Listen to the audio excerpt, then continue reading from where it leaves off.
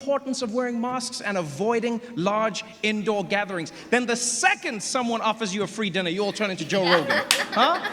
Yes, actually. Exactly. I mean, Dr. Fauci dropped out. Hey guys, it's the Loud Guys. Today we are going to react to the Trevor Noah complete remarks at 2022 White House Correspondents Dinner.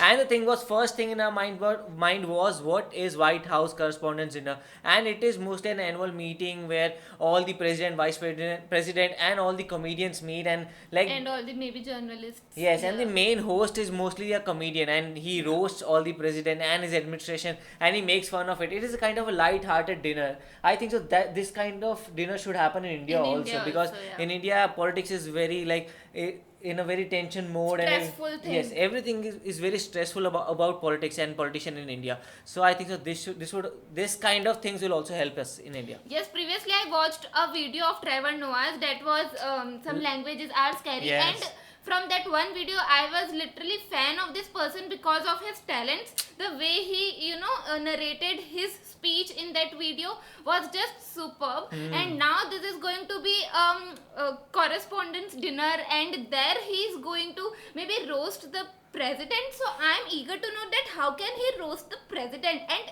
that too in front of him. And maybe he's not going to roast him, like I am just assuming, and what he will say and what his speech would be in front of these people. So let's just watch what. No, I have heard that in USA it is much more easier to roast the president, and president are Because also they might take it easily, like in a comedy way. yes, and they do, and that is why this dinner is there, and we will see this what happens in this. So let's start. Wow, that was pretty fantastic. One more time for President Biden, please. That was really great. I got a promise I will not be going to jail. I'll switch things up now. Let's see how we do this. How's everybody doing tonight? You guys good? Everyone good? First of all, thank you so much, Steve. Good evening, Mr. President, First Lady, members of the media, and all the men relieved that Ronan Farrow isn't here tonight. It is my great honor to be speaking tonight at the nation's most distinguished super spreader event. No, for real, people, what are we doing here? Let's be honest, what are we doing? Like, did none of you learn anything from the gridiron dinner? Nothing, huh? Like, do you read any of your own newspapers? I mean, I expect this from Sean Hannity, but the rest of you, what are you doing here? You guys spent the last 2 years telling everyone the importance of wearing masks and avoiding large indoor gatherings. Then the second someone offers you a free dinner, you all turn into Joe Rogan, huh? Yes, actually. Exactly. I mean, Dr. Fauci dropped out. That should have been a pretty big sign. Fauci thought it was too dangerous to come tonight. Pete Davidson thinks it's okay. And we all went with Pete. Okay. All right, then. Now, for those who don't know me, my name is Trevor Noah, and I'm really honored to be here, honestly. Everybody knows you. You know, because you could have picked any comedian. You could have invited anyone, but you went with the South African variant. Very on theme. I appreciate that. And COVID risk aside, can I just say how happy I am that this event is happening again for the first time in 3 years. Wow. Yeah. Okay, so it has not happened And for the past 3 years. the truth is, I want us all to have a good time tonight. So please, everyone relax. You know, I know everyone in this room is worried about who catches you laughing at what, but just chill, just chill. We're celebrating, we're out. You know, get comfortable. Not too comfortable, Jeffrey Toobin, not too comfortable. No, you know what? No, don't ooh him, bunch of haters. You know what? So what, Jeffrey? You made a mistake. You whipped it out in front of your coworkers. That's the first step to winning a Grammy for Comedy Album of the Year. You're halfway there, my friend. You don't let the haters stop you. We all come back from mistakes. Now, you might have noticed I'm going to be telling some jokes tonight. But I want you to understand, I am not here to tear anybody down, okay? Yeah, I might roast you gently, like a pair of testicles on a Tucker Carlson special, but I'm not doing this just for the attention, all right? I'm a comedian, not Kirsten Sinema, all right? And by the way, give it up for Kirsten Sinema. Whoever thought we'd see the day in American politics when a senator could be openly bisexual but closeted Republican, huh? Wow. That's progress. That's progress. A Republican. And being yes, I know a bisexual. lot of you are worried, and yes, it is risky making jokes these days, you know? I mean, we all saw what happened at the Oscars. I've actually been a little bit worried about tonight. I won't lie, you know? I was like, What if I make like a really mean joke, you know, about like Kellyanne Conway, and then her husband rushes up on the stage and thanks me. Thanks. I just hope we all stay calm. Because it is exciting to be here, even though some people don't think this dinner should even exist, as you said, Mr. President, you know? Because some people think this shows that the media is too cozy with politicians. But what those people don't understand is that you guys have integrity. You would never allow personal connections to affect your ability to be good journalists. This is sarcasm. Isn't that right, Chris Cuomo? Where is Chris, by the way? Is he here? Couldn't make it?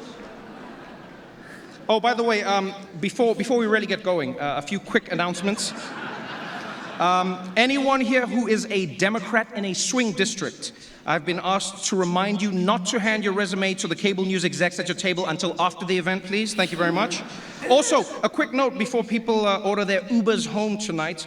Governor Greg Abbott is generously providing free buses for the Telemundo table. Very classy. Very classy. At first he said that nobody is journalist and But man, Republicans are not getting What a cozy room this is, huh? politicians. And then Look at this room. countering it. Everyone is here tonight. We've got politicians, huh? We've got the media, we've got celebrities, basically anyone who's been to Jeffrey Epstein's island. This is an exclusive event. In fact, coming in, I heard Meghan McCain telling the bouncer, "Do you know who my father was?" And they were like, "You have a ticket, you can just come in." But she insisted on telling them who her father was anyway. And I'll tell you, as somebody coming from Africa, I mean, I've just got to say, this is so exciting, you know, to be at this swanky party full of Washington's most powerful people. Yes. You know, it's not as exciting as Madison Cawthorn made it sound, but still very sexy. Very, very sexy. It's very sad. There's many big names here tonight. Yeah, one of my favorites, Ron DeSantis is here. Yeah. Oh man, I'm actually surprised that he found the time. You know, he's been so busy trying to outmaneuver Trump for 2024. I see you, Ron. I see you, player. Yeah, I've seen what you've been doing, blaming Trump for the lockdowns, distancing yourself from the vaccines that Trump created with his own two hands. Nobody knew how to make vaccines until I made them. Beautiful, beautiful vaccines. Nobody knew how. Not even Fauci. Fauci. But Ron, His Trump mimicry is so Ron good. is playing it coy, man. He won't even tell people if he got the booster. Yeah, or as they say in Florida, don't ask, don't tell. Am I right? I see you, Ron. You see, what I like about Ron DeSantis Don't is ask, like don't if tell. Trump was the original Terminator, DeSantis is like the T-1000. You know, you're smarter than him. You're slicker than him. You can walk down ramps. Yeah. Because you see, no, Trump said he won the election, but everyone was just able to look at the numbers and see that he was wrong. That's why Ron DeSantis is one step ahead. First, you ban the math textbooks, then nobody knows how to count the votes. Boom! My man! What a room! He rose so You well. kidding me? The great chef Jose Andres is joining us here tonight. Give it up for him, people. Andres. My good friend in the room. And now he'll roast it. Yeah, of course. Whenever there's a disaster anywhere in the world, Chef Jose is there. Which I guess is why he's sitting at the CNN table tonight. Now, of course, the real reason that it's such an honor to be here tonight is that we all get to be in the same room as the most powerful man in the United States. So let's give it up for Joe Manchin, everybody. Where is he? Is he there? Good to see you, sir. Good to see you. No, for real, Mr. President. Thank you for being here. Thank you for having me here. You know, I was a little confused about why me, but then I was told that you get your highest approval ratings when a biracial African guy is standing next to you, so, Oh my God. So what did I just say? Joe, This cannot happen in I'm India, glad no? that I could do my part. And hopefully this will work. I'm not actually him, I just did the voice. More importantly, First Lady Dr. Jill Biden is here, everybody. Give it up for her. Please stand now. It's You know, important. interesting fact, even as First Lady, Dr. Biden continued her teaching career. Yeah, the first time a presidential spouse has ever done so. Ever. Congratulations.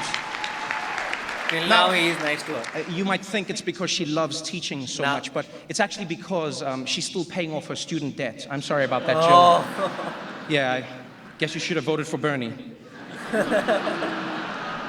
Bernie Sanders said that he'll wave off all the students. You know, sir, can I just say, I think everyone will agree that it's actually nice to once again have a president who's not afraid to come to the White House Correspondents Dinner and hear jokes about himself. I'll be honest. If you didn't come, I totally would have understood. Yeah, because these people have been so hard on you, which I don't get. I really don't. You know, I think ever since you've come into office, things are really looking up. You know, gas is up, rent is up, food is up, everything.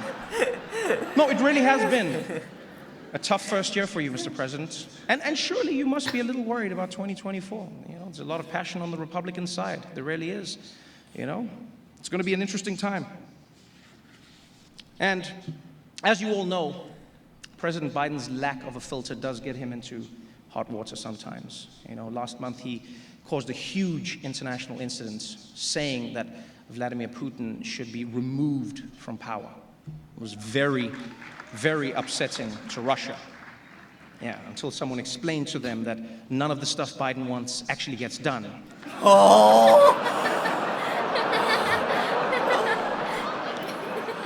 But despite some so hiccups, bad. President Biden has led the country through some really dark times since he took office. The COVID pandemic, the war in Ukraine, the launch of CNN+. And don't forget, he's also had some major legislative successes. You know, in his first year in office, I might add, you know, he got a bipartisan infrastructure bill passed that would do everything from fixing America's roads and bridges to modernizing school buses, which Matt Gaetz' girlfriend is very excited about. Don't boo love! Not to mention, no president in my memory has given more marginalized groups opportunities. You know, I'm talking about women, the LGBTQ community, the Taliban, the list goes on and on. And I know, Mr. President, that the left is super upset at Not you, a you know? single praise is I think normal. that they should be happy to know that you just recently announced that you're proposing a new 20% minimum tax on the super wealthy. And I will say, President Biden, that you were a big man here, a really big man. You could have targeted Donald Trump, but instead you chose to only raise taxes on billionaires. That was big of you. Really nice. Big of you. Prove me wrong, show me the taxes. So,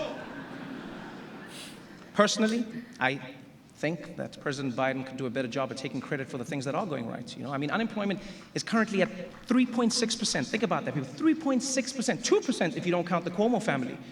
And I will say, President Biden came into office and he's done well and he's done badly. And in this room, I know there's a lot of mixed reviews. You know, there was a lot of talk about how the president really respects the press. But what has he really done for you guys, huh?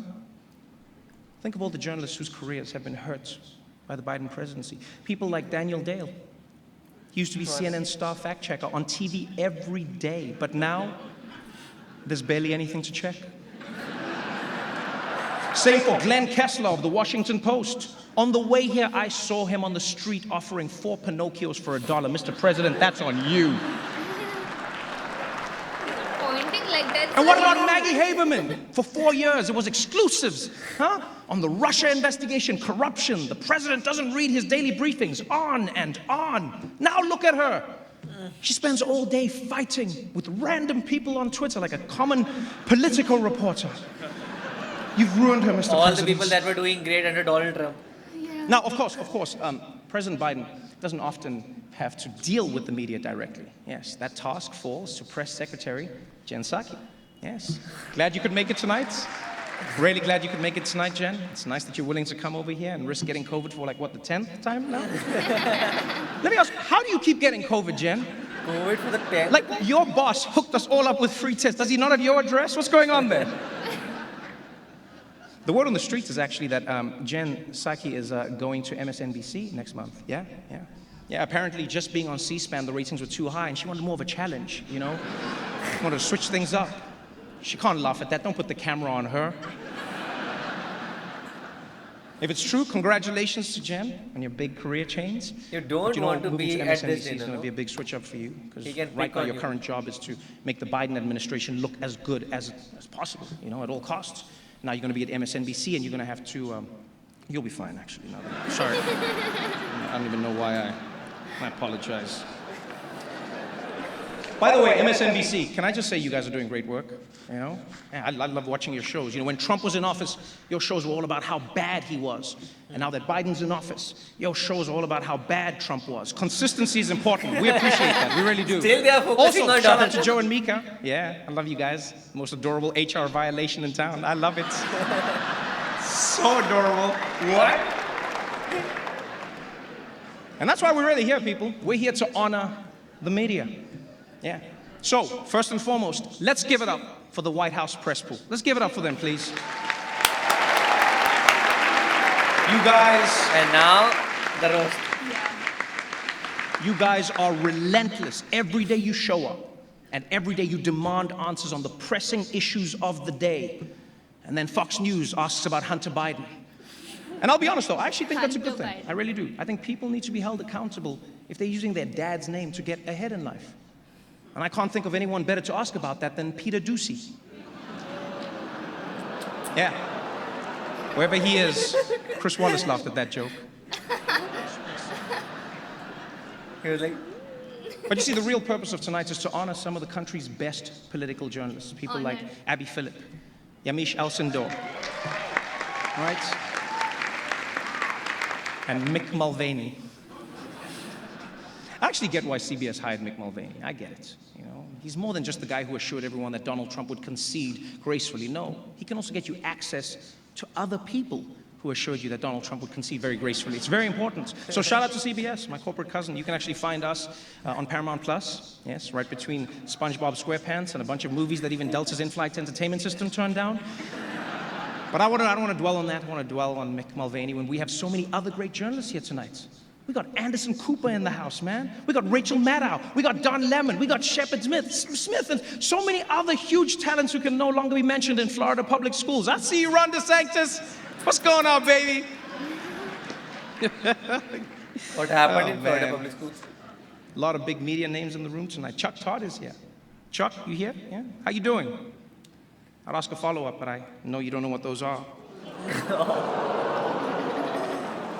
Don't boo him, he's trying. Boo him. Man, these people are mean, Chuck. The Axios team is also in the house. I didn't know this, but Axios is actually Greek for political playbook without the birthdays. Yeah. And you know, Axios got a lot of flack a few years ago for releasing a staff photo that had fewer black people in it than CPAC, but kudos to Axios. They fixed that problem by not releasing any more staff photos. And Jonathan Swan, my man, I'm a fan, personal fan. You've been crushing it with those interviews. Congrats on the award. People are always asking, how does Jonathan Swan get these politicians to open up to him? I'll tell you how. It's the Australian accent. Yeah, American journalists sound too aggressive. What did you do with the money? An interview with Jonathan Swan is like being interrogated by a koala bear. But Senator McConnell, don't you think it's strange that you and the devil have never been seen in the same place at the same time? Don't you think that's strange?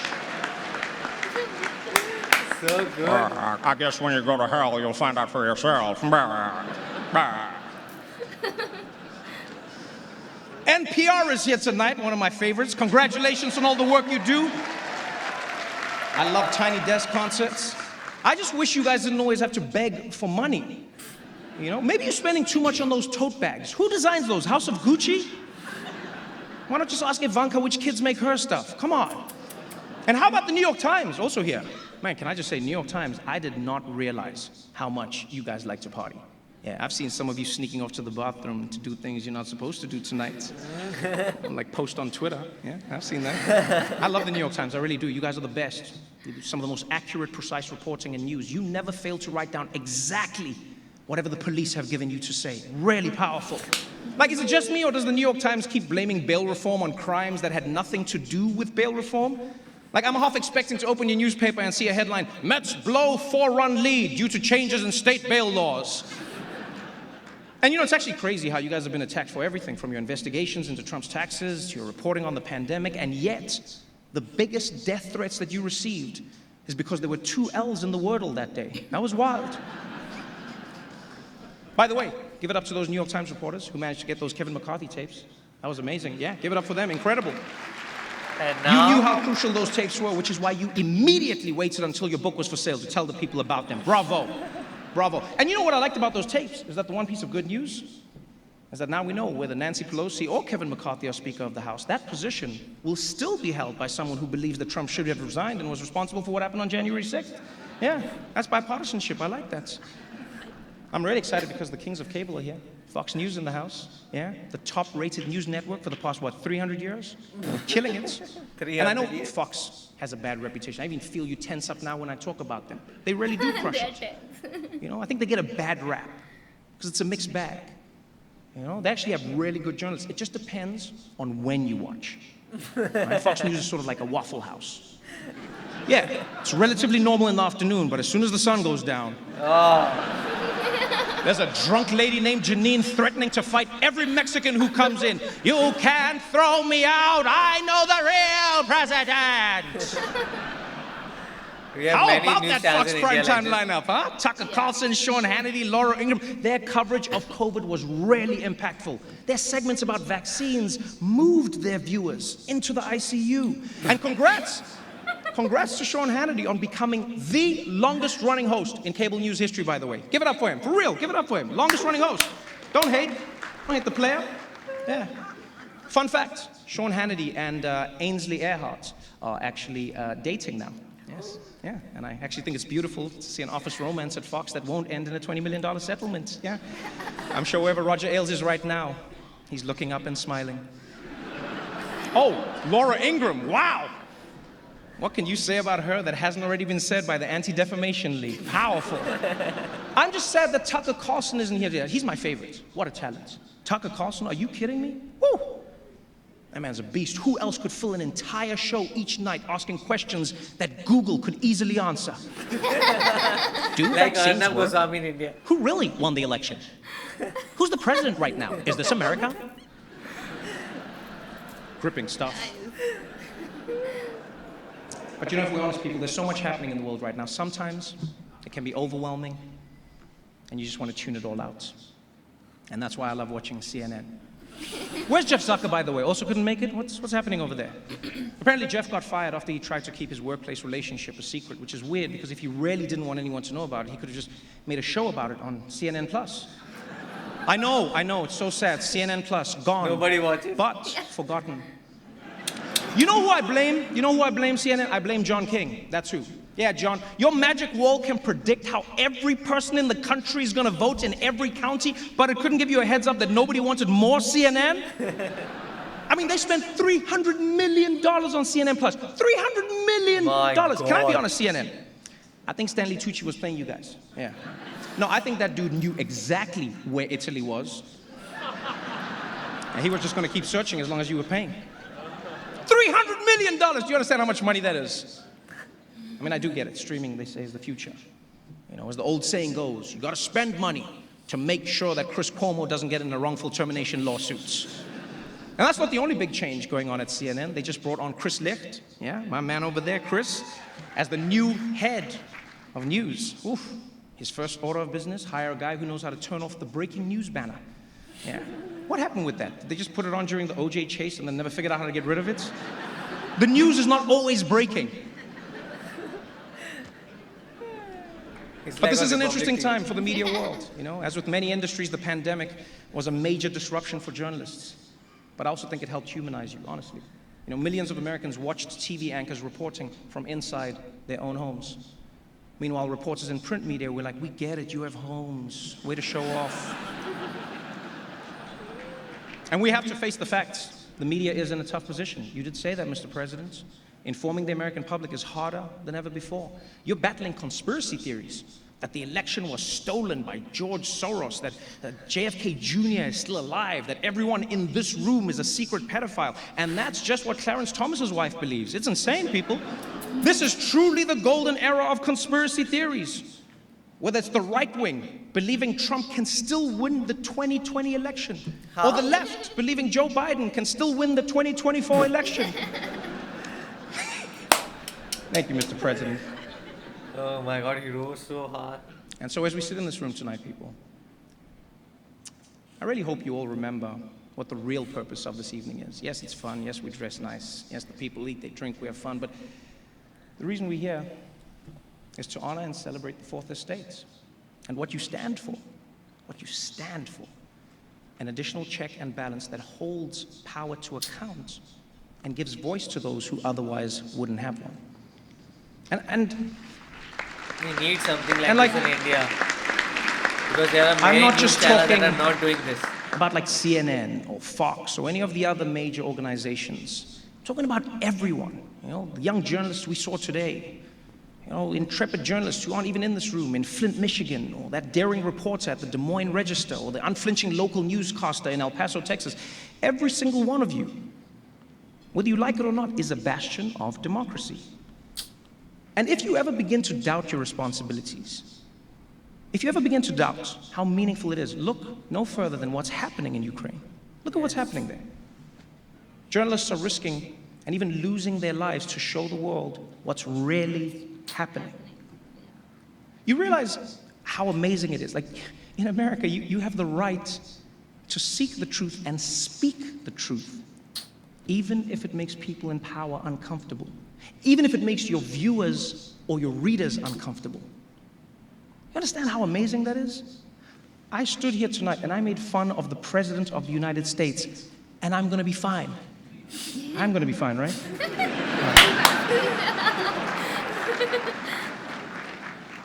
Do you really understand what a blessing it is? Maybe it's happened for so long that it might slip your mind. It's a blessing. In fact, here, ask yourself this question. Honestly, ask yourself this question. These last few lines are so good. If Russian journalists who are losing their livelihoods, as you were talking about, Steve, and their freedom for daring to report on what their own government is doing, if they had the freedom to write any words, to show any stories, or to ask any questions, if they had basically what you have, would they be using it in the same way that you do? Ask yourself that question every day. Nice. Because you have one of the most important roles in the world. Thank you so much for having me. Wow. I appreciate you. Please be careful leaving tonight. We all know this administration doesn't handle evacuations well. Good night, everybody. Thank you so much. The Taliban joke.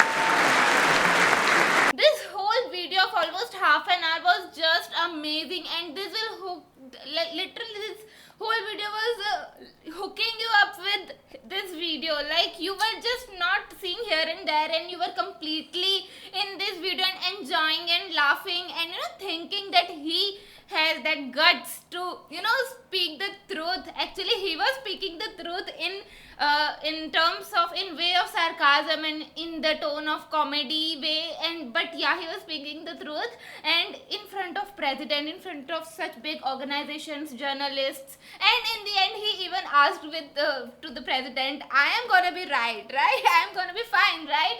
So that was really good, and we were we knew that okay, at first he will take the name, he will congratulate them and praise them, appreciate them, and then we knew that okay, now he's coming to roast them. And even whenever he says someone's name, they were also aware, okay, now it's our turn, now it's my turn, I'm going to get roasted with him. And yeah, but the people were also enjoying, the people who were getting roasted, they were also enjoying. And yeah, I guess this should be there, that even the president was enjoying the jokes on himself. So that's what I like the most in this video. Yes, of course, and Trevor Noah is a genius, because the way he presented all these 25 minutes was so good. Not a single minute was boring. Yeah. And the part at the end was so good.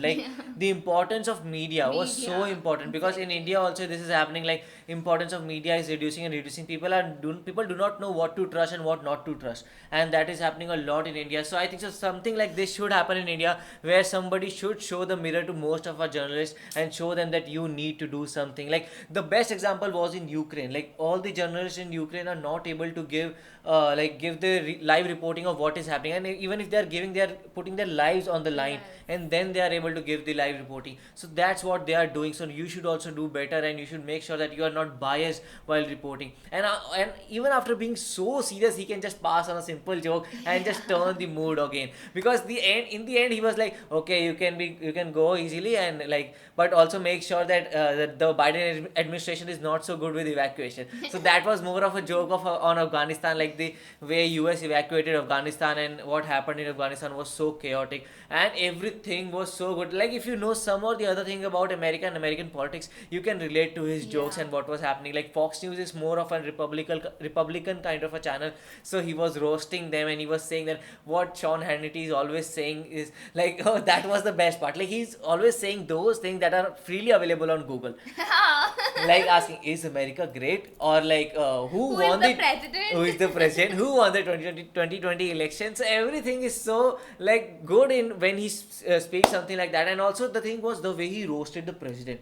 Yeah. Like, he roasted the president, like, the president will not be able to come after 2024. The president does not know how to speak to the press. The president does not know this and that. He was like saying a lot of things. I thought he would say one or two jokes and he'll stop. But he gave about 5 to 10 minutes and to president, he just lambasted the president. So it was very, yes, very and nice. even he also spoke about Ukraine, and he also spoke about Trump a lot. Yes. And it takes a lot of efforts, to just write the script that what you are supposed to say in front of such a huge assembly and in front of such huge people. So it takes a lot of efforts that okay, you can express these things and you cannot express these things. So this efforts of Trevor Noah are also appreciated. Yes, very, very good. So we loved this video. So if you know any more videos of Mzu, let us know in the comment section below. So do like, share, and Subscribe to our channel. bye.